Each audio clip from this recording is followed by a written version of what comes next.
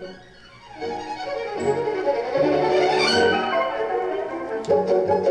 listening to the Spotless Podcast, where cleanliness is always next to podliness. Now, here are your hosts, Hannah Brooks Olson and Andrew Walsh. I kind of feel bad about something. You probably saw this coming. During last week's show, we got a nice voicemail from listener Jeff in Grapevine, who had some cleaning advice for us, and it was the first time in the, 5-year history of this show that I said, this is bad advice. I don't usually try to nag our listeners. I don't think there's a lot of upshot in that for us. But Jeff had said specifically he likes to clean his bathrooms 2 at the same time. You have and he specifically said you have your microfiber cloth, and you go to one bathroom, you clean the mirror, you go to the other bathroom, you clean the other mirror, then you go back, and then you do sink, then you do toilet, something like that. And I was like, that's not really practical for me, Jeff. But the focus on the microfiber really lived in my head, because I have a confession to make, Hannah, and that is, as the co-host of one of the more popular cleaning podcasts available on the internet, I don't really use microfiber, and it seems like the go-to for people who really consider themselves cleaning people are microfiber cloths. I only use them for cleaning my glasses because they come with my new glasses, and I have one for cleaning vinyl records, which is probably just like all the other ones, but I probably paid more for it because it says vinyl records on it, let's be honest. And then yesterday I'm walking through Lowe's, still feeling bad about what I said about Jeff and his advice on the last show, and I saw this package of Moxie microfiber cleaning cloths. I think there are 9 in here. Ooh. They're brightly colored. That's what got me. You got some blues and yellows and greens. And I was like, you know what? Maybe Jeff had a point. Maybe I need to bring microfiber into my life. So I bought these things, but now I'm not entirely sure what to do with them. And you're making a face like you just smelled spoiled milk. What's wrong? It's because I can't believe you're just touching them. You're just over there like palpating microfiber. That's right. Like, you said you don't like the feel of these. I hate the feel of microfiber on my hands. Every time I touch a microfiber cloth, I have to do like a little like page turner, like, really? Yes. I have to like moisten my hand. I just dry hands on microfiber. It just is. I hate it so much. Really? This is the microfiber, by the way, because now I've realized there are different types. There are, yes. The kind that come with my glasses are very smooth, right? Yes. They're and almost stretchy, some of them. This is more the terry cloth style. Correct. I don't think that's the right term, but it's like similar to terry cloth. It's like looped, kind of, right? That's how you would say that. Yes. And boy, this doesn't feel like much to me. As they say in that cowboy robot movie, it doesn't feel like much to me, but I guess maybe we you have just our own have baby things. smooth hands, or maybe it's like a ADHD sensory thing, but I hate the way they feel so much. I like my microfiber cloths for cleaning. Like, do not get me wrong. They're microfiber. One of the great things about it is that it doesn't leave a lot of like lint and stuff behind, so it's good for things like glass, windows, stainless. But you do have to be careful with how you treat it, because you can't be first of all, let me be clear.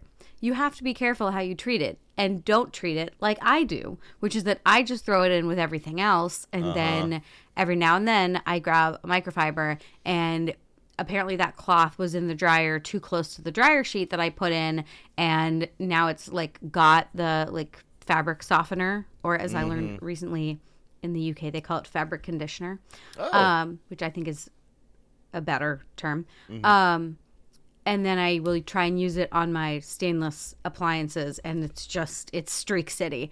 Interesting. So you're really not supposed to just wash and dry it. Well, you don't notice the difference when because I was going to ask you about that, because you said before you're supposed to wash them, kind of separately, which I do. Like yesterday, I used one of these, and I took all of my other ones. I told you about my little glasses ones, sure. And I had a little microfiber washing party in my bathroom. First, I cleaned my bathroom, so my sink was Genevieve's out of town, by the way, so a lot of puttering going on. That's what's going on there. So I'm like, I got to clean. A party and a putter are not that far apart. I literally, this was my chain of, this is the chain of events. I'm like, oh, I got to wash these microfiber cloths. Oh, Hannah says you can't put them in the washing machine. Oh, I'll do them in my bathroom sink. Oh, I should probably clean my bathroom sink. Oh, I should probably just clean the whole bathroom. Then I clean the whole bathroom. And then around 10:30 at night, I'm finally like, okay, I'm ready to give these microfiber cloths a bath in my clean sink.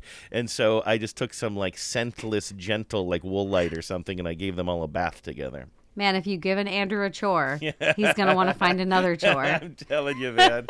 Can you vacuum the carpet? Well, yes, but first we need to move the house. We need to move the house over by 2 inches because the sunlight is hitting this patch of carpet. So is that how you're supposed to wash them, by hand in a clean sink?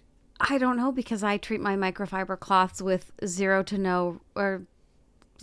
to zero respect at all. I don't know. I just wash them with the rest of my towels. And so this is what I'm getting at. Microfiber is very great for a lot of those purposes. However, I think I mentioned at one point that our previous the previous homeowners where we live had left just a bag of clean, unused cloth diapers from when they had kids. Mm-hmm. Just a fat stack of clean, unused cloth diapers. And they were like, oh, you can get rid of them. And I was like, I think those are actually pretty good for cleaning. So I, of course, did that. And they are magnificent for cleaning because they also don't leave film behind, but I find them a little more absorbent. And so I would just as soon use cloth diapers as microfiber. I don't... For my purposes, where I'm not worried about tiny scratches, right? With glasses or records, it's not necessary for me to use them. I use a lot of bar towels or those really non-shedding cotton. I think they're bar rags, I guess is what they're called, or shop towels. Mm-hmm. I feel there are many alternatives that get the job done that don't feel as horrendous to me as microfiber. But again, if that's what works for you, do you? It's just so funny. You know what this is like? It's like cilantro, because I'm not trying to be difficult here. I don't even get it. You know how some people can't eat cilantro and they're like, it tastes like soap to me. And you're like, oh, that's so funny, because I don't even understand the chemicals that would in your brain that would make it taste so differently to me. I'm just holding this. It just feels like a rag to me. Now, here's something you should know about my hands, Hannah. Did anybody have that on their bingo card? Something that I would be saying today. Here's something everybody should know about my hands. I have clammy hands. Okay. Growing up, it was a source Is this a medical diagnosis? It is. I also have fat tongue and something that they call acid breath. It's all on my dating profile. You will see it there. Happy Valentine's Day, everybody. But growing up, I think I was teased lovingly and gently by my family for having sort of clammy hands. Probably part of it is because I have kind of big, meaty hands, but then also I'm a nervous guy. I'm a nervous boy, so they tend to you get a little sweaty or whatever. I'm a clammy hands boy. Live my whole life that way. This is a real boy named Sue story here, because now when I'm volunteering at my little food pop-up on Sundays, who do you think everybody comes to when they need one of those plastic to-go bags opened? You know, the classic, Mr. Clammy Hands. Yes, exactly. Lola knows what's up with this. I just noticed you changed the position of your camera. I can't see Lola in the background the way I used to. Yeah, I shifted a little bit to try and get the window. So in the last video, which by the way, real quick plug. Oh yeah, please. Spotless now has a YouTube account that I made. And so our last recording is on YouTube. So you can actually watch the pod now if you are a person who likes to watch the pod. There's not a ton to look at. It's just Andrew and I talking, although every now and then we do hold things up. So I do feel like that's helpful. You did edit out all of it, because there's maybe about 4 times per show that I stop and I retake something. None of those ended up in the final video, right? I'm very nervous about this. Yeah, I'm pretty sure. I went to your stop down. I mean, I'm not. Pretty sure. This is my reputation in your hands, in your clammy hands. No, my hands are not clammy. But one thing I noticed in the last one, so when where I used to face the other wall, and I had the guest bed behind me, and that had to do with my work setup and some other stuff. Some of that has changed now, so I have a different desk setup. But also I was wearing my glasses, and I have the neon Spotless light that I will often turn on and use as a ring light, because it's a really good light for recording video. But if you watch the last recording on YouTube, you can see the spotless neon in my glasses reflection. Is it a bad thing or a good thing? It just is a thing. Yeah. And so now I'm shifted towards the window, and also like it snowed, so right now I have like really good natural light. So I was like, oh, we'll work towards that. Because there's like snow on the ground outside. But yes, so now you'll see Lola coming and going out the door, which also does occur quite a bit. So that's like your new Easter egg if you are watching, is just watching Lola run past. Related, is Bingo still in the office with you? No, Bingo left. This is something I was telling people about recently on some sort of video or podcast. Bingo, this is a true story, and I'm not exaggerating, and Genevieve isn't here right now, but she would back me up 1,000% on this. Bingo hates the way I speak into microphones.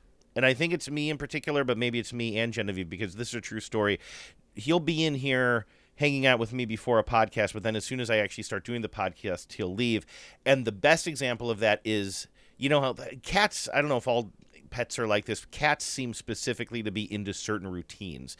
They'll always sit in the same place at a certain time of day. Like, no, this is my daytime tuffet on the couch, and then at night I sleep in this box or whatever. Like, they just have these routines. And Bingo's damn routine on Tuesday evenings, when Genevieve and I are getting ready to record after these messages, he'll come in here while we're chatting. Vives and I, no difference. We're chatting with our real voices, and he's in here, and he's loving on us, and he's stepping on everything. He's being a pain in the ass. And then as soon as I say, okay, we're recording, here we go. Hey, everybody, welcome to After These Messages. Boom. Walks directly out the door, and leaves until we're done recording. He can tell the sound of us hitting stop, and then Genevieve and I returning to talking in what I guess is our more normal voices. He comes marching back in. He knows when the tape is stopped, and it must have something to do with the tone that I take when I'm actually recording versus just chatting with somebody across the table.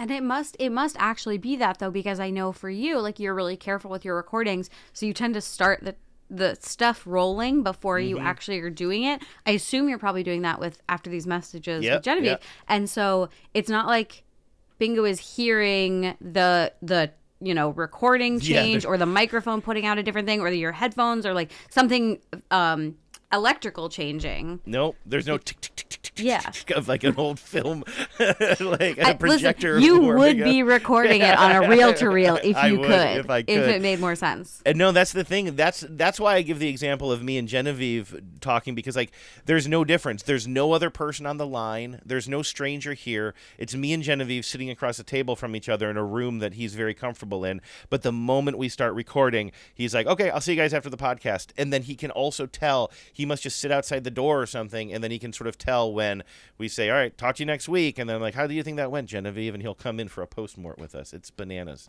Oh, my God. He's your little producer, though. He's like, oh, the recording light is on.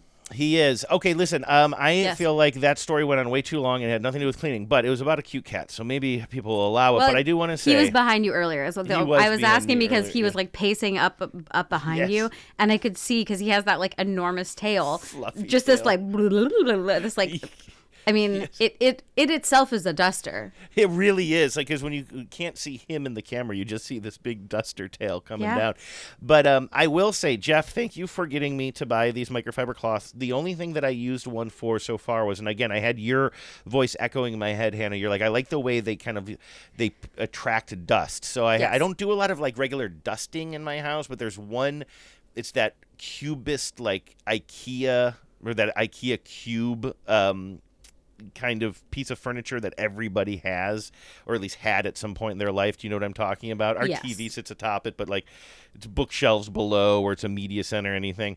Or you can put those like kind of those little slider drawers in there if you want to. All of that is to say, that's one of the only things that I have to dust, and it is kind of near the area where we have the cat box in a closet tucked away, but it means that the cats are kind of kicking up dust a lot in this part of the house, and so this one piece of furniture attracts a lot of dust. And so instead of getting a bunch of paper towels and spraying it down with some sort of like all-purpose cleaner, I skipped all of that and just grabbed one of these things, and it was a more satisfying experience of just like letting this thing grab the dust instead of a paper towel and solution. I mean, a dry dust does also a lot of times, do a better job of a surface that doesn't necessarily need to be cleaned. It just has like settled dust on it, because there's some surfaces, especially like acrylic, like that, like furniture piece, or like, wood that's been lacquered or whatever. Yeah, and it's starting to get a little tacky. Mm-hmm. Yeah, and it's like you spray the solution and you just kind of move stuff around. It doesn't actually feel like it's picking up, and the microfiber will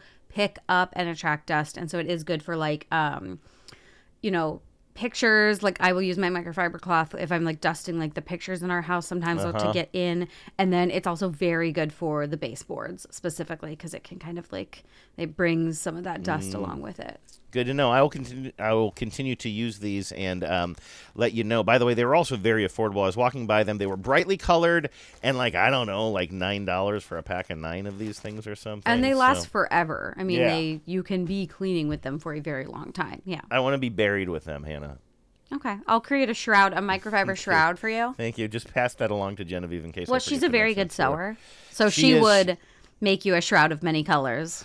Imagine if you don't like the feel of microfiber, imagine sewing a bunch of microfiber cloths together. I'd sooner die, and I feel very bad for the people in the factory. Do you remember another thing that we did last week, which was we introduced a new segment with a really catchy title called Things That You Purposely Don't Clean a Lot so that they're super dirty when you finally clean them and it's super satisfying? I love that title. It is we need musical. A theme song. Yes. Well, that is something that I do with certain things. I find it usually to be some sort of a filtration system. I was saying that we have a dehumidifier in our basement, and like when the machine tells me it's time to clean the filter, usually I give it an extra couple of weeks to really let it get dirty. Then I take it into the sink and clean it, and it's more satisfying that way. And I wanted to know if other listeners do anything like that in their lives as well. And we got a couple of voicemails on that topic, and they came into the voicemail line at 508-469-9274. That's 508-HOW-WASH. And while we're here, Hannah, you were mentioning the YouTube channel now. Do people just look for Spotless Pod on YouTube? Is it the same as our Gmail? Yes, it is. It's linked to our Gmail. And the full-length video is on there, but if you want some shorter clips, those are on Instagram. So follow us on Instagram for some like there's at least one little behind the scenes clip if you don't follow us on Instagram, where I posted the moments right before we started recording our last show, because we were a lot of times like in conversation. So if you want to see that kind of thing, that's there. Okay.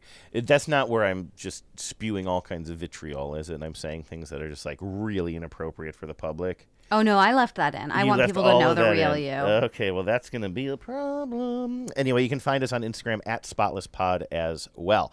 Okay, so before we get into some of the things that you purposely don't clean a lot so that they're super dirty when you finally clean them and it's super satisfying, I want to talk to you about outdoor rugs, Hannah. You said something surprising to me before the show, which is you said, I want to clean this outdoor rug I have. And I'm like, oh, you must mean a doormat. And you're like, no. This is like an area rug that is built for outdoor areas.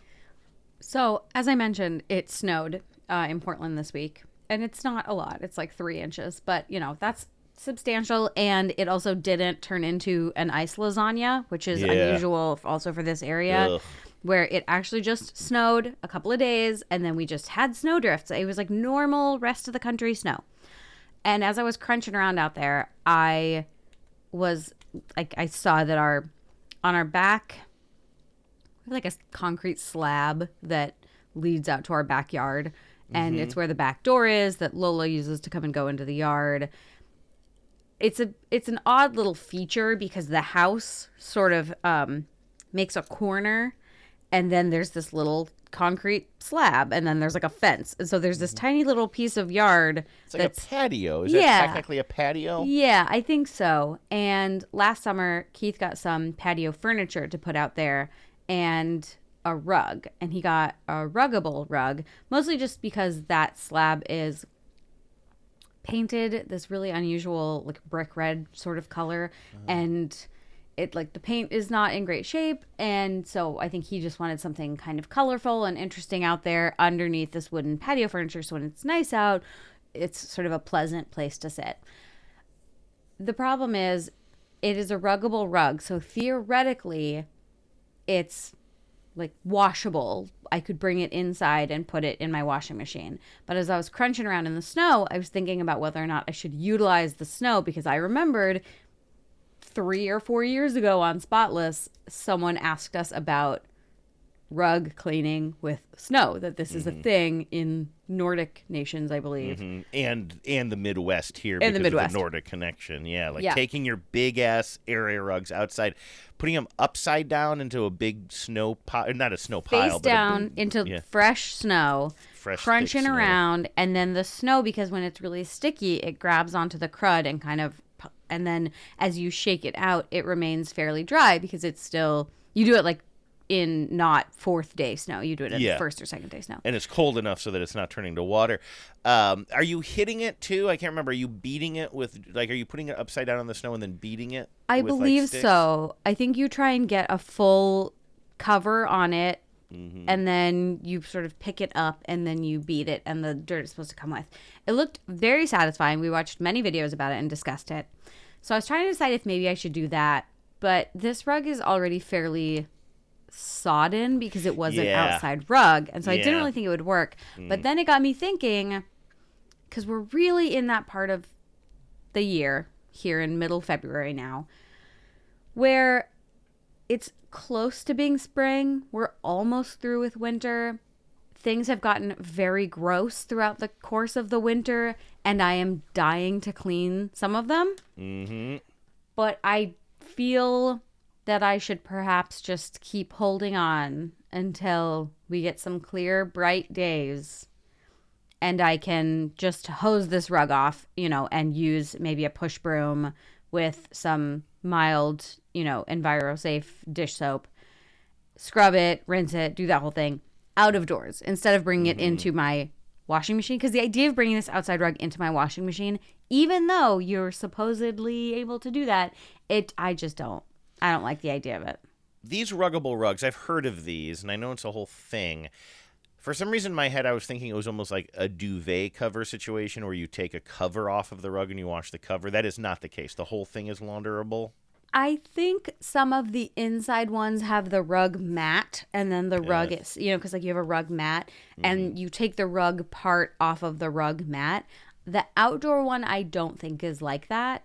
So you just grab the whole thing, supposedly, and put it in your washing machine. Yes. And I would agree with you. It's too gross right now. Right. Like, maybe in the middle of summer, if it's mostly, like, kind of even dirt, you could shake it. But, like, sitting out in a Pacific Northwest winter, which is mostly rain, but then the occasional snow and ice, like you say, and just, like, getting wet and re-wet and everything. I can't even imagine how that thing must reek like a mildew or something. And I'm thinking about that because I have my own doormats here, which are not fancy at all. I mean, I have two doormats, like one leading up into our front door and one kind of in this little stairwell in our basement door here, and they're outdoor, right? They're just like, I want to replace them anyway. They're just those big, heavy-duty ass, like, mix of rubber and some sort of very tough textile, I guess, that you get at, like, Home Depot or something like that. They're black and gray, just, like, very undesigny.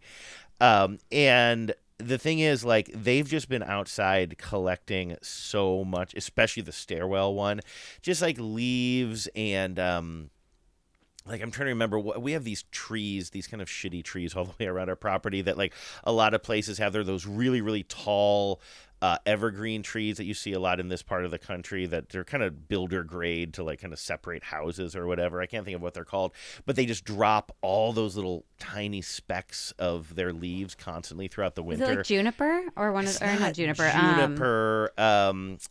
They have a very, this is another thing is, I feel like we talk about it all the time, like the trees in our backyard. I just can't think of the name of them right now. But all of that to say they're constantly dropping little bits of their evergreen leaves, just like tiny bits. And so, like, I'm constantly sweeping them up off the floor, like in our kitchen if Genevieve goes outside and kind of comes back in with them on her shoes or something. But also they're just collecting on these goddamn doormats, and it's like the doormats are just like, I'm looking down at it, I'm just like, you are so gross right now. You are so gross.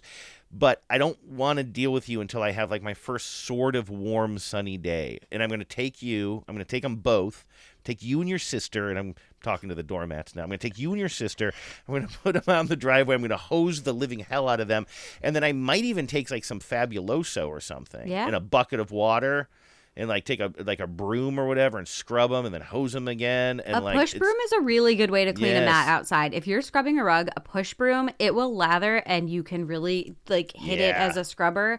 And you can use laundry soap, dish soap, all-purpose cleaner. You're going to want to make sure it's something that's probably like somewhat better to be going down the sewer because you are outside. But yeah, it feels more effective that way than like putting it in the washer. Although I will say if you have an outside doormat that is dry, and so it's either it's somewhere that's, you know, covered, or you had a dry patch. I vacuum my outside doormats, not irregularly, while if I'm vacuuming the rest of the house. I'll pop my vacuum out there and like hit it real quick, and it immediately spruces up the outside of the house. Like it looks so much better almost immediately. But also, so we were talking about this before the show, but our main man, R.I.P. Don Aslett, one of his biggest tips was if you want to keep stuff from getting tracked into your house, you need to make sure you have a doormat at every door. So I took that very seriously. And last year I went looking for cuter, higher quality doormats. I love that. Also doormats that were sort of more built to fit different sizes of door, because there's sort of just the universal, you know, rectangle shape. But one thing I realized was we had a couple of doors where the stoop was really narrow, like out of it. It's just like a single step. And so a regulation doormat would not work for that. It would be a tripping hazard. And also, like, it would be like droop. It would look ridiculous. So I'm going to put you onto something that I found last year, which this is not affordable. This is like this is not a relatable tip I'm about to give you, but it was the kind of thing where it was worth it to me. So I bought my doormats from LL Bean, which I know is the most Caucasian thing I've ever said out loud. Truly, truly the whitest thing a person can say. But I bought... Well, was it at the LL Bean outlet store? No, that might notch it up a tiny bit. We took our Subaru to the LL Bean outlet store. You listen to Vermont Public Radio. I feel like it's in Vermont. I don't know. LL Bean, is it Maine? It's Maine, it's probably, Maine. Right? Yes, yes. But they do have very cute, well-made doormats. And then the other thing about them is that they sell them in a narrow size that's like long and skinny, more like a runner. And that is a very attractive option. And they vacuum like a dream. They vacuum so easily. And so if you have them in a place where it's dry, just run that vacuum over real quick to get pollen, needles, whatever, you know, dirt, dry dirt. And so I have really enjoyed those quite a bit. Arborvitae. Arborvitae is the tree that I've been trying to think of. Okay. Have you heard of arborvitae? They're very long, slender evergreens. They can grow very, very tall. You see them between like apartment buildings. They're just used a lot when you're like kind of creating a new building, I think, to separate properties or whatever. They're overly used around here. We had one and it broke. Yes, during one of the ice storms several years ago. They're dangerous too because they're too long and spindly, and then on the rare occasion we get snow around here, they catch on the bows and the bows bend and they hit wires.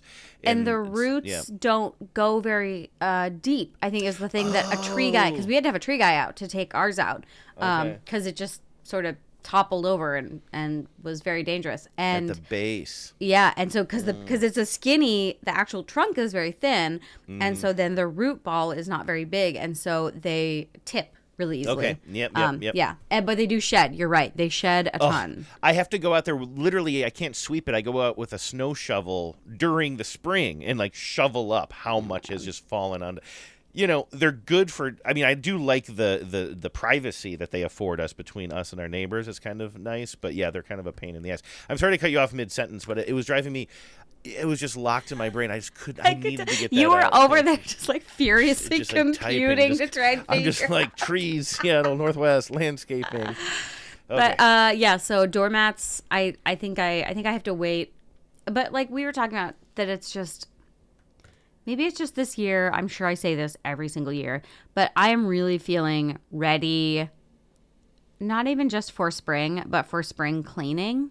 Mm-hmm. And I am understanding the importance of spring cleaning because of just all of the accumulated, because like we talked I don't know, many, many years ago, about sort of the roots of spring cleaning and how a big part of spring cleaning used to be. It was when you could finally like open the windows and sort of sweep out the soot. And because like the inside of your house, if you'd been trying to keep the heat in, like there would be a high amount of soot and dust and, whatever hair, whatever was around. And chamber pots. Let's hope I mean, that let's hope we stink. were maybe saving those. Yeah, but stink. I just always think about how dirty the old times were. Everything. When I say the old times, I mean the 90s. I mean, the amount of incense y'all were burning alone. I'm still burning really it. made a lot of dust. But like if you think about, you had an open flame in your house. If we're even thinking about, sort of turn of the century, late 1800s into the 1900s, you still had an open flame in your house. You had floors that were probably not sealed super well if you weren't very wealthy, and all your doors and windows you had plugged shut with rags and clay and sap to try and keep the cold air out. And so by the time it finally got nice and you could open the windows comfortably, it was this whole flushing of just like stuff and like little particles in the air. So I've always understood that, but I feel like this year it's just been it's been a very muddy year. It's been wet and sloggy, and I feel like there's just a lot of things that I am very ready to clean, and it does not make a bit of sense to clean them until truly the winter season has started to pass. My car, I mentioned this last week and maybe even the past couple of weeks, my car is desperately in need of like a good inside cleaning, like the doormats and everything, or whatever you call them, the floor mats in the car, just so cruddy. And I've been thinking about that too. Like I'm not one to really complain about winter here too much because I don't think it's too bad in the Pacific Northwest. And so it's not like I'm like going around thinking like, oh, I want this to be over. Like whatever, it's mid-February, it's winter time, it's going to wrap up pretty quickly here. But from a cleaning perspective, I definitely am antsy to like get these mats out into the driveway and hose them down, to definitely get out there with a vacuum and a spray bottle and maybe even wash the outside of my car, although I know that's not environmentally friendly. But in fact, the soap I do have for the car wash is environmentally, at least they say that it's, they're taking that into consideration. I wonder if I should use those on my doormats, or use that soap, I should say, on my doormats to maybe feel better about it going down the open sewers. It's car wash soap? I wouldn't use it on the mats because it probably has some sort of like waxy something. There's got to be something for, because like cars specifically, like car soap, I feel like almost always has some sort of protective something to it that might not make sense for mats. Maybe, although I always thought that it was like also you're washing the shit on the outside of your car down the drain, which is a problem, because I swear, because there was such a backlash to washing your own cars, I thought that they sell soap now. Maybe they just put like a green smiley face on it. Like, who the hell knows? I thought when I bought this, it was like, safe to use, because I had some reservations about using car wash soap. Anyway, I'm all over the place here, but I'm with you as far as that feeling of spring cleaning. And in fact, I was getting a very visceral feeling when you were talking about flinging the windows open and everything and just getting like air in here. You talk about burning incense. I still do burn incense, and I smoke my fair share of joints. And so like there are times if I'm down here by myself where I'll just like, even on those really, really cold nights we were having a couple of weeks ago, I'll just open both of the windows in my downstairs office here and just like create a little bit of an airflow, because I just cannot stand the feeling of being like kind of trapped in a smoky area without letting some air in every now and then. Yeah, I feel like I open up the windows, especially in our bedroom, because we have two windows sort of on a corner. Yeah. A lot of times, especially if I'm mopping, for sure I'll open, although it's I was mopping last week and I was using actual water with my microfiber mop head and the 2-bucket system for minimal sloshing about of disgusting water. Yeah. And as I was doing it, Keith was not home, he was at the gym, and in my head I was like, if he comes home, he's gonna immediately be behind me with a towel under his feet, scooching around behind me, because he's going to tell me he doesn't want the floors to be wet for too long. I was like, I know this man. And lo and behold, I have my noise cancelers on. I'm just mopping around the house. And all of a sudden I turn around and he's right there. He is standing on a towel. He has another towel in his hand. And he was like, I just wanted to get the extra water up off the floor. I said, I had to get it off the floor. And again, You would have let it air dry, right? Yes, Yeah. because I open the windows when I mop, and I turn on the overhead fan, and I try and get some air circulation. Sometimes I'll even turn like the our thermostat. We have a heat pump now, and you can turn that to just air circulation. Yeah, and the nice. vents are on the floor, so like, Yeah. but I turned to him, and what I should have said was, "Thank you for helping." Like, yes, I'm glad that you are such a like stalwart steward of our hardwood floors, because he does. He worries about the hardwood floors a lot. He worries about the hardwood floors. I think they keep him up at night, just like how they are, because we have actual hardwood floors, and they are a lot of responsibility. But what came out of my mouth was, I have to ask, how do you think people used to clean floors? Because hardwood floors have been taking on water for quite some time, and especially the amount of a minimally damp mop. Yeah. Like, this is not something you actually have to dry right away. And because, to your point, I also, if I'm mopping, I like to let in fresh air. Even if it's cold, I will open it at least a little bit to get things circulating, because it's the year of our Dolly Parton 2025, and I can turn on the heat later if I let some cold air in. This is not 1890. Yeah, yeah. I've probably told you this before, but there's a phenomenon in children's lives that I didn't have all that often, which is when you get in trouble for something that you don't know that you're doing wrong. You know, I feel like the majority of times you get in trouble as a kid, or you're worried you're going to get in trouble, you know that you've done something. You've lied, you've broken something, you've stolen something, whatever kids do.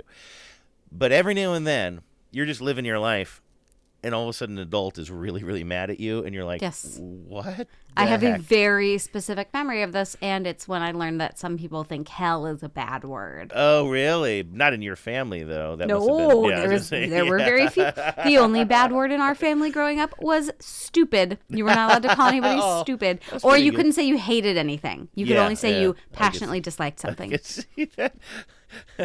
And then I said something scared the hell out of me when I was in kindergarten, and some adult that I didn't know was like, "Who's your mother?" Oh, yeah. And I just remember in my head being like, "Who the hell cares? Yeah. Who the fuck cares? Who the fuck are you?"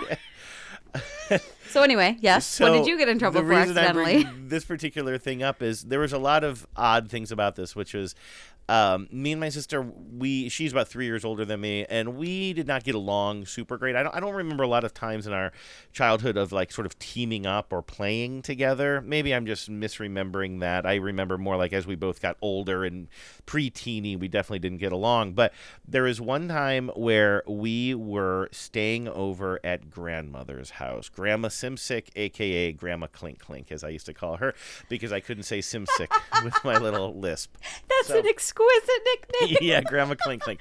So we're over at Grandma Clink Clink's house, and I love Grandma. Like she's never, she's never yelled at us. Like she just passed away actually a couple of years ago at like the ripe old age of 101. I think she almost made it to 102 or something Go like on, that. Clink Clink. Yeah. So she was like, as I know her now as an adult, she was a tough old broad, and like I have so much respect for her. But as a kid, I didn't know the phrase tough old broad, and she was not like one of those adults in our lives that was intimidating in any way. We loved spending time at grandmother's house, and I don't know why I'm saying grandmother. Like I we was don't call going to her ask grandmother. if that was like a It's just thing. coming. I think Okay. there's something about the phrase "grandmother's house we go." Is Yeah, coming sure. up. Like I do not say grandmother. I don't know why I'm saying that, but we used to love going to grandma's house, and she was Polish, and she had this whole thing of 45 records of polka songs, and we'd have Oh, polka. yeah. Me, grandma, and my sister would have polka parties, and it was just like a great time.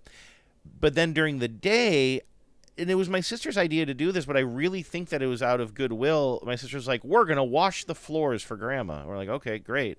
So my sister's pretty young. I'm 3 years younger than that.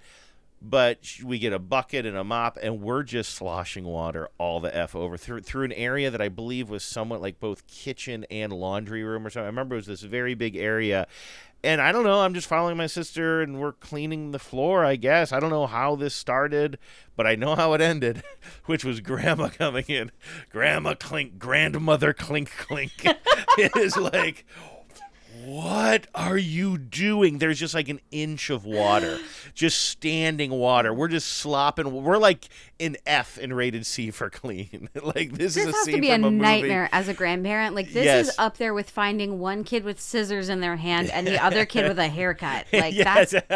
that's like as far as things when you're watching children. Just like, why is there water? And Grandma was really clean too. Like, you know what I mean? So like the floor didn't need cleaning. It's not It like the wasn't floors were you weren't like sticking to the floors. No, it was just probably, I don't know why my sister had this idea to do this, but it definitely was not us thinking that we were doing anything wrong. We truly thought we were doing a little project that was good. But then, like, you're just talking about, like, the wet floors, and I just think about Grandma coming in and just seeing, like, literally an inch of standing water as these two wet kids are like, we're helping, Grandma. She was not... She did not have a good poker face that day. I remember getting in trouble. I think she told my mom, and that's the worst thing you could do. 100%, yes. Because then you get in trouble at home. I don't remember why it came up the other day with Keith that we were talking about just like our parents and like how the worst thing ever was if like one of your parents told your other parent that you misbehaved, that there was like nothing. And I always knew I had like gone too far of being a piece of shit to my mom, which is frequent. When she stopped like sort of arguing back with me, looked me in the face, and then just went, "Hey, Dan."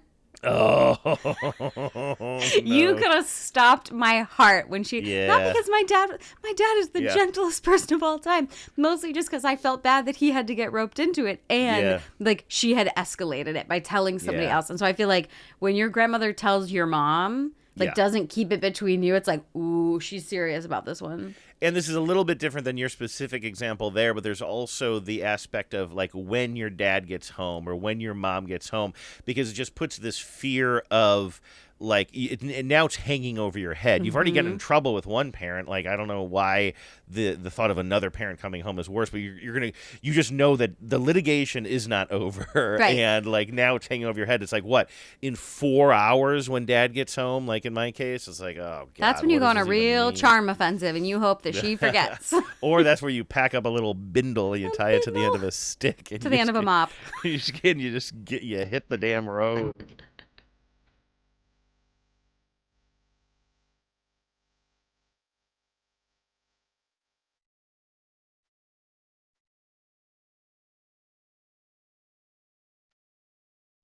I like this song choice. Very optimistic. Yeah, I know. I was like, we're talking about spring cleaning. Usually it's a little early to break this out, but you know what? I'm in the mood. I'm dying to get out there and clean my my car and my doormats. But before we get to that, let's get some responses to my question. What are some things that you purposely don't clean a lot so that they're super dirty when you finally clean them, and then it's super satisfying? I gave you the example of cleaning out my filter on my dehumidifier. Did you have a filtery thing too? Is there something? Mine was the ceiling fan, which related to like opening the windows too, because we have a ceiling fan in our bedroom, and it's one of those old. It's not the oldest and ugliest, but it's up there. And it's one of those ones with two different chains. And you never remember which is which. One's for the light and one's for the fan. And we just never use the big light in the bedroom because we're not maniacs.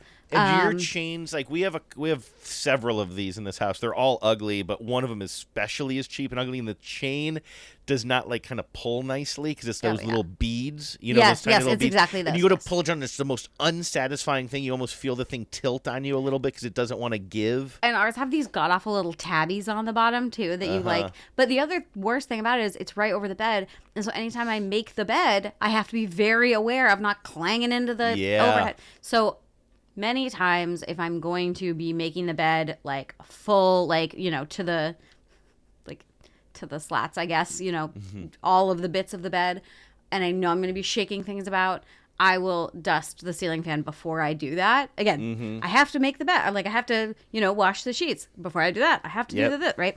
Yep. But if I don't have to do that, I definitely sometimes will look up at the ceiling fan and be like, that's pretty gross. Yeah. It's been grosser. Let it go. Yep. Let it grow. I'm going to get a little bit more. Just let's see how much we can pack on there. Is this a load-bearing fan? I know that you have air filters in your house, so it's probably not as big of a deal with Lola's fur, but with these two cats, especially one a slightly longer-haired cat, like I'll start to see if I don't pay attention to the fans enough and then I look up at it, and we were talking about this recently on the show, it looks like it's becoming organic. The fan looks like it's becoming like some sort of a Jim Henson creature. Mm-hmm. It is so gross. What about this? And I just thought of this. I made a joke the other day. I told Genevieve I was going to play with her makeup brushes when she was gone. I was going to act out little scenes. I was going to turn them into dolls and act out little scenes from my dinner with schmucks. No, I call it, that's where she's like, it's not called My Dinner with Schmucks, right? I think it's called Dinner for Schmucks. But I keep confusing it with I keep confusing with My Dinner with Andre, which would be a really interesting mashup between two very tonally different movies. This is My Dinner with Schmucks. Anyway, I was thinking, what about makeup brushes? That seems like something that you're using a lot, but when you clean those, do you like put them under the sink, and do you see the like remnants of dirt, like kind of, or makeup, I should say, like sort of come out in a very satisfying way? See, that seems like something I'd let build up. It makes and you're really not supposed to, because it is not great for your skin. I don't use a ton of makeup brushes because I'm lazy. I have my Jesus brushes right here at the ends of my arms. Those are her hands. Yes. It would be funny, though, if I had lifted my hands and it was just a bunch of makeup brushes. Or a bunch of little Jesuses holding makeup brushes. They just bless my face. Yes. But it is true. Yes, you got to use something that'll break down, depending on if it's a powder brush or a cream base or whatever product you're using. But one of the things, though, that is immensely satisfying to clean. I don't know if Genevieve has these, so if you're familiar with this object, does she have any beauty blenders, the little spongy boys? The little triangles? I was going to ask you about that. Are they like white foam triangles? So sometimes they are. I'm surprised because those are a bit vintage in use. Oh, okay. Well, so are we. That's true. Usually, so mine is like, I have one that's teardrop shaped. I have one that is shaped like something you might see in an adult store because it's bulbous in some areas. And they, sort of have different densities, and they're differently porous. Mm-hmm. So when you use them, they take a lot of your product up into them, or you get them wet before you use them, and then they sort of don't do that. But then, because I've seen those, they'll be like white, and again, Genevieve's are all the triangle ones, but they're like white, but then the pointy tip is like a beigey color or something. Yes, so those might be more disposable too, so she might not be cleaning them. Are. Yeah. So mine are the like reusable spongy kinds, but when you clean them, not only is it very satisfying to see like what color the water turns and everything, and you just like rub them in like either soaking them. Yeah, so you soak them in like brush cleaner. Do a lot of like squeezing like this, and then the other thing about it is once they're clean, they also just get bigger. They go back to they sort of compress with the product, and so then when they come out, they're fresh and clean and big, poofy. And that's a really fun one. Oh, okay. So there you go. So let's hear more of those. I'm trying to think of more things from my life because I feel like there are plenty of these things. But maybe as I do more and more anxiety cleaning, I'm not letting things get dirty enough. I don't know. Well, that would be Genevieve's argument for sure, that I'm cleaning too much. But let's see here. Oh, hey, speaking of family, the call's coming from inside the house. I believe your mom wanted to weigh in on this one. She had several things to weigh in on. Hi, it's Julie. I have to talk really fast because there's three things. One, Hannah's dad is answering Andrew's call out to, is there anything you let get dirty so you can clean it with more satisfaction? Or the really long sentence that was.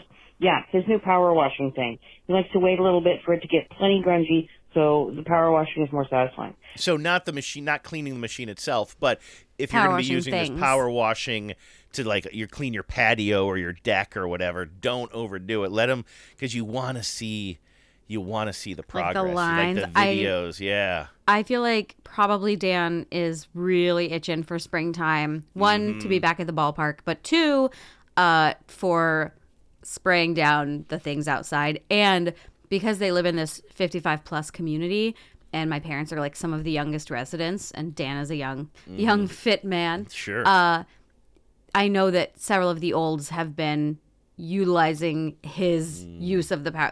They don't use the power washer. They bring Dan in to power wash things for them. Like a Diet Coke commercial from the 1990s. 100%. Just this, one old guy with many much older guys.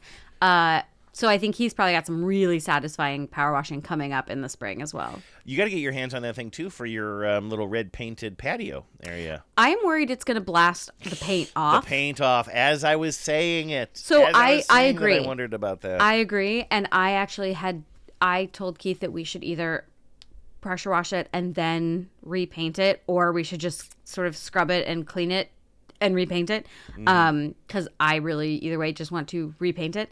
And he is not convinced that is worth our time and effort, but I think it wouldn't take very long at all, and it would make me happy, so we'll see. What about power washing it, and if most of the paint comes up, just trying to get the rest of the paint up and sealing it instead That's of what repainting it? Like, so it's an actual, cement. Yeah, we could do many things with it, but so far he's put a rug over it, so that's where we are.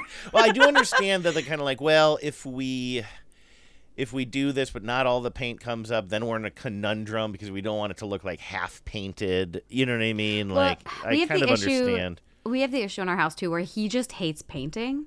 So Keith just hates painting. He hates the process. He hates all the accoutrements. He does not like anything about it. It's the reason we still have this horrendous blue wall. There's Lola. Oh, there's Lola. We still have this blue wall behind me in here.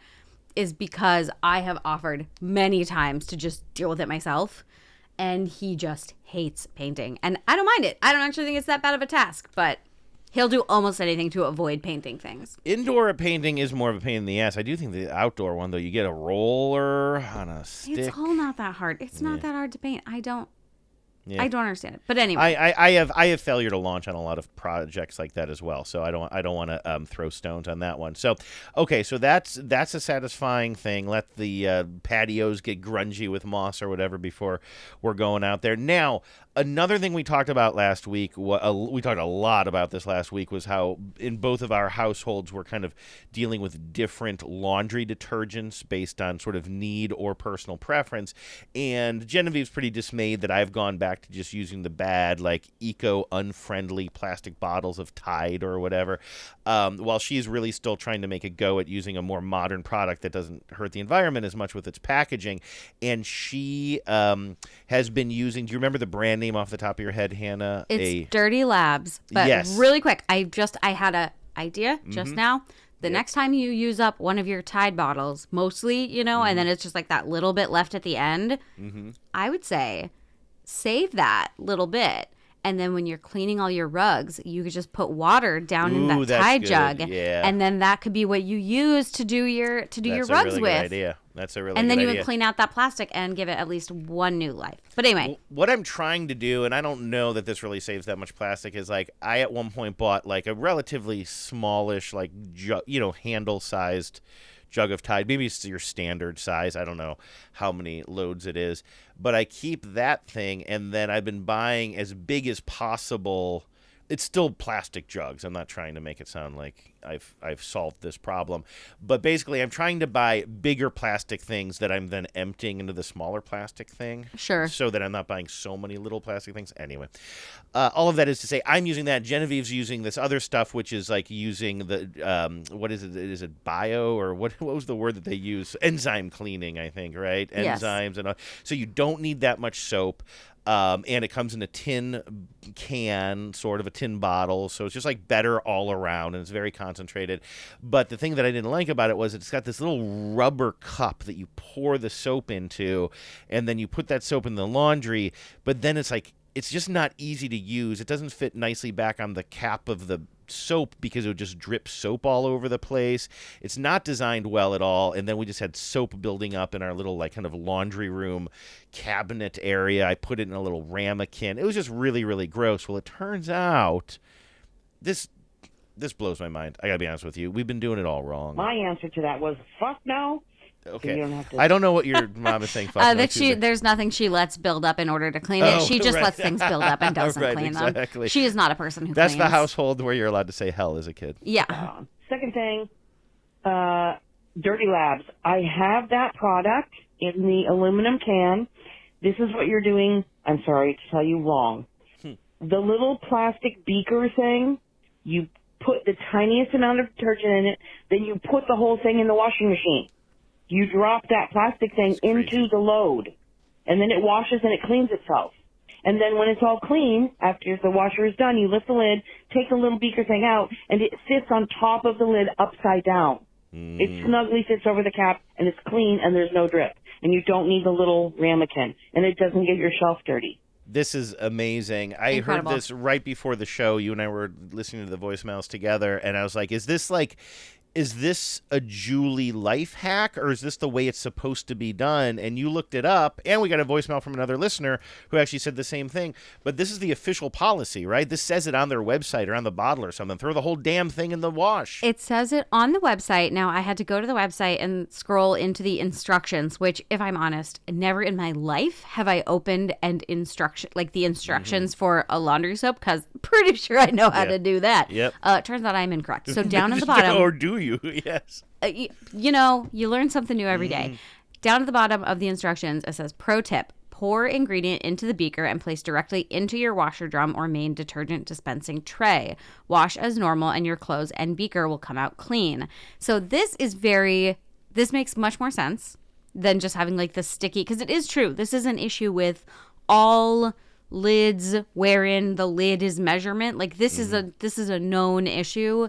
It's true with when you take NyQuil and it's the little plastic thing, right? Yes, you gotta Pepto. rinse it out. Yeah. This is a rare instance when you can actually just put the thing in and it gets clean in the use of it, which is very cool. I think from now on with NyQuil, I'm just throwing the whole thing in my mouth. I think that's the only answer. I think that's all there is to do. That's what your mom told us to do. Okay, and then I think your mom said she had 3 things here. What's the third thing? She wants ceramic and like a bacon. That wasn't the third thing. Okay. I don't know what your dad said there, but she just said that wasn't the third thing. Okay. Something also about a ramekin. I heard something about a ramekin and maybe bacon. That doesn't make any sense. I thought I heard bacon and ramekin too, but I just this is my input. That's not it. Okay, let's just move on. That's their relationship. You now understand my parents' dynamic. I think that your mom did have one more thing here, though. Let's hear. I'll probably just have to call you back. Okay. We love the video. Oh my God, we love the video. Bye. So was that our first YouTube did subscriber? She watch the whole YouTube? Was that the whole YouTube video? I'm or the positive that they sat next to each other and watched the whole thing on YouTube. My God. I guarantee you that's what they did. Well, hi everybody. I don't even remember that I'm on camera when I'm doing this show, so I'm sorry that I don't look at you guys a lot. I'm just over here. I'm working on that because I realized that when. You mean for yourself? You're not working on me, right? I'm a lost cause. No, if I was working on you, I'd just be over here like. Hey, look up.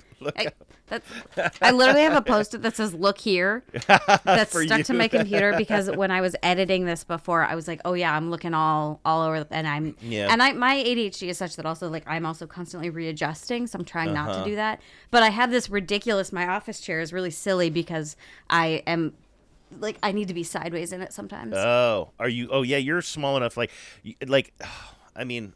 I'm large and also just very much out of shape and not flexible in any way. But like sometimes I see somebody just like, and it's usually in like some sort of a beautiful architecture spread or interior design spread or something, and everything is so beautiful and everybody is so beautiful, and then there's just somebody sitting with their feet just tucked underneath them on a little chair. I'm just like, don't flex like that. Not all of us can sit on a chair with our feet underneath us, okay? Some of us can barely get out of the chair at the end of the podcast. My feet are often underneath of me.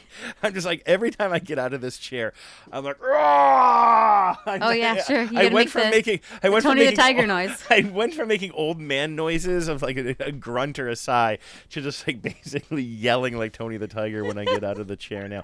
All right. Enough of this bullshit. I've been talking too much. I have one more voicemail here I'd like to play from listener Maggie, and then we'll get out of here. And Maggie also is responding to things that you purposely don't clean a lot so that they're super dirty when you finally clean them, and it's super satisfying. Maggie, take it away. Hey, Hannah and Andrew. This is Maggie. I live outside of Philadelphia.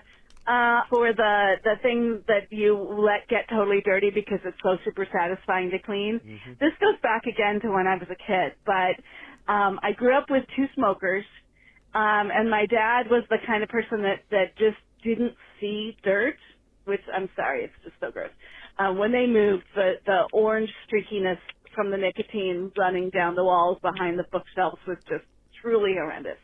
But the thing I loved to do, because it was so satisfying, was dig all of the grime out of the remote control.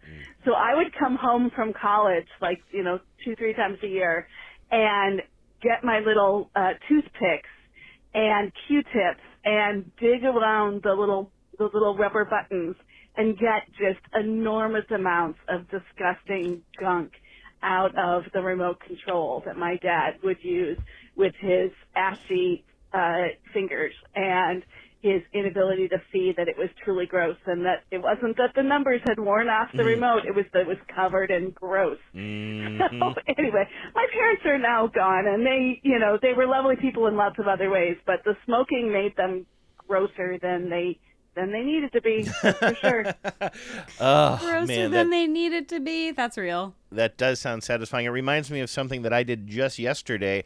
So this computer, I have a 2-computer setup in my studio here for necessary reasons about the way we produce the show. One of the computers is a standalone computer that I use just to connect with you, Hannah, or whoever else I'm doing a podcast with remotely. And then my other computer is relatively new. I got it about 6 months ago, and this is, it's a very powerful laptop that still feels very, very new to me. But yesterday I brought this brand new computer into the house. So I'm replacing the one that I'm talking to you on, and now that's the new boy, right? And so I'm setting this up in my studio and getting it to work right, but I'm setting it right next to this other computer that I've had for only 6 months, but now I'm looking at my new new computer, and I'm like, oh, you're showing a little worse for wear here and there. You know how certain keys, I don't know if it's because you use them too much or not enough, but certain keys on the keyboard will start to get rings of dirt around them, sort of, and then the area between the flat keys. So while my new computer was doing updates and stuff, I'm like, you know what I'm going to do? I'm going to go grab a microfiber cloth, by the way, I use the one I clean my records with, and a bottle of isopropyl alcohol and some Q-tips. And I've done this before. People say you're not supposed to use alcohol in these circumstances. I've been doing it for years. It seems fine for me. Just be careful with it. Don't just dump a thing of alcohol over your keyboard. But I will lightly wet a Q-tip and just go to town. And it comes up almost immediately, too. Mm-hmm. It is so satisfying. When I was done with that, I turned on my little ring light and I looked at it and I examined it. And now it's like I have 2 brand new computers. The idea of just taking a moment to clean your keyboard, especially if you have a little I didn't do this yesterday, but if you have one of those little micro vacuum cleaners or something, maybe go over that first. Didn't you do that recently or something? Or I did, and also when we did our Dyson attachments, we learned that one of them was specifically for things like keyboards. That's right. And that's what it is. That was pretty great. Yeah, and then I have the little handheld stick vacuum now that I use for the stove. I use it for the burners on our gas stove because there's just always crud in there. So this remote control story, though, this is really getting me where I live, because I remember as a young person and a kid discovering something that hadn't been cleaned, and then the satisfaction of cleaning it, a little thing like remote buttons, the keyboard, I bless my parents are obviously lovely people. My dad worked a lot. He was out of the house pretty much all the time. And my mom was home with us, and she doesn't clean. So there would be things like I'd be sitting, in the way back days at the family computer in the designated computer area, and you'd sort of look down and realize that the computer desk had literally never been cleaned, or that the keyboard had never been cleaned. And this is a separate key. This is a PC, right? Yes. Or so it's not a laptop. So these were the keyboards you could turn over and shake, and then all this shit could come out. And I remember taking a paper clip, and we had, multiple dogs. And just discovering something like that and cleaning it. And it was so satisfying. But then the worst part was you didn't get to do it again because it never got that dirty again. Yes. And it was actually very disappointing once you found something like that. You got to let it build up. I will say that. So as you can probably tell from my stories, my parents are meticulous, right? There was never a period where I was coming home and I feel like I'm the clean one, right? What happened was the opposite. I went to college and I was like smoking a lot and like sometimes drinking a lot and then coming home to visit my parents. And I just always felt so dirty coming home into their environment because I just knew that I probably reeked of smoke and probably scotch from the night before. And I'm coming in, and they never said anything about it, but I would be coming into like their little suburban paradise, right? Where everything is like just perfectly clean and put away and everything. But there was one thing growing up, and I mean, this is, I don't think you can probably relate to this because I don't even know if water was like this when you were a kid or it was where I grew up. But I grew up in the country, and I don't know what kind of water we were using. It was city water at a certain point. But I learned that you could, in most bathroom sinks, and I think kitchen sinks as well, you could unscrew the little end of the faucet. And then inside there is a little plastic doohickey that sort of diffuses the water, and then a set of like somewhere between 2 and 4 tiny little screens, round little screens. I would later learn that you could use those screens in your bowls in college when you're smoking weed. I was going to say, I'm familiar with those, but in a different yes. purpose. They're the same, right? They're exactly the same, right? They're the same. Yeah. I legitimately think head shops figured out that they could just go to the hardware store and buy the little screens for faucets and then resell them at the head shop for 4 times as much. Yes. To burners. Yes. Yeah. When I was a kid, though, I didn't think about such things. All I knew was I was just I would just fiddle, and I was like fiddling with the sink, and then I take this thing off, and I remember the first time I took it off, and I took out the little plastic thing, and then these 3 little screens are clearly some sort of a filter for, like, we must have had hard water. Again, I know it was city water. I think when I was a baby, I think we actually used, like, literally lake or pond water. Like well water or something. Yeah. But then we had city water for as long as I could remember, so it wasn't, like, dirty or anything, but it must have been hard water with, like, minerals and stuff, and I would take this thing apart, and the first time I did it, I was amazed. Like, you could see physical, hardened little white and maybe like sometimes some black calcium. And lime, yes. Mm-hmm. And I would take it and then I would clean that out and I was like, oh my God, this is amazing. So then I think I went around the house. I don't think I told my parents about it because you didn't want, your parents would think you were taking their sinks apart or whatever. So I would clean them all out, but then I would like get in the habit of checking them like a lobsterman checking his lobster traps, right? But it like, never... how much is it built up? I've been chasing this for 40 years. Right? I've been chasing this dragon. I've never let any sink get built up like that again and again. It probably had to do with growing up in the Midwest, in the country in the Midwest, partially too. Right. I don't think you could probably where we like, especially in the Northwest. Yeah, I don't think you could. But yeah, I think I know exactly that feeling though. Yeah, when you discover something that's just extraordinarily gross and you get to clean it for the first time and you're like, but then it's never that good again. It's never, because you'll never let it get that good again. It's almost like the peeling of the plastic, thin plastic guard off of an appliance or something that you didn't realize was on there, and then you're like, oh my God.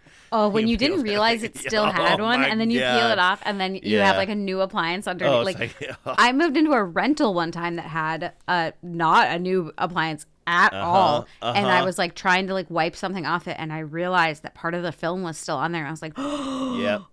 It was, I mean, easily one of my best days that week for sure. A religious experience. Truly.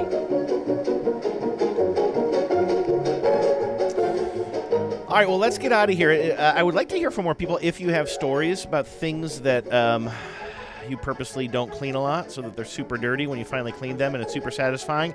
You know how to reach us. We'll give you the phone number here in just a second. And again, I guess check this out on YouTube, huh, Hannah? Anywhere else we're pointing people? Mostly YouTube and Instagram right now, and I do always love it when y'all send me things on Instagram. Like the listeners send me videos that make them think of us all the time, and I'm really bad about looking into that inbox. I look at it about every 2 weeks, but I do see them, and I like to share the things that you send. So if you send something, I probably will see it, and if I don't respond, it's possibly because I just suck at that kind of thing. What a great place to end it. All right, perfect. Thank you. Apologies again to Jeff last week for dismissing your voicemail, which ended up having a huge impact on my life. Thank you, everybody. We will talk to you in a couple of weeks. You've been listening to the Spotless Podcast. If you have a question for Hannah and Andrew or some cleaning advice, call the Spotline at 508-HOW-WASH. That's 508-469-9274. You can also email them at spotlesspod@gmail.com. We'll be back soon. But until then, always remember, life is messy, but it doesn't have to be.